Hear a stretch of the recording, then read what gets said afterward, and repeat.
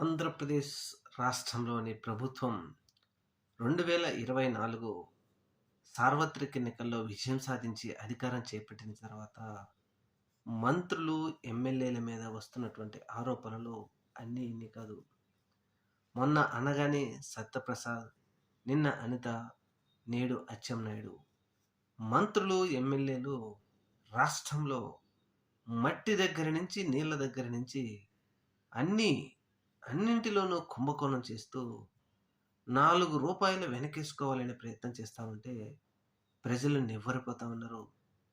ప్రభుత్వాలు ఏర్పాటైంది ప్రజలకు సేవ చేయడం కోసమా?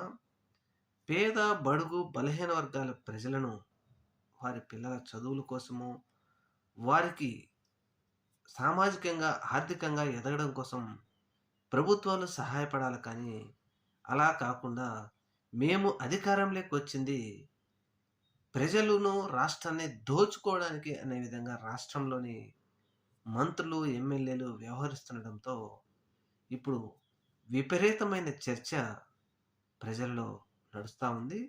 చూడాలి మరి రాబోయే రోజుల్లో ఏం జరుగుతుందో.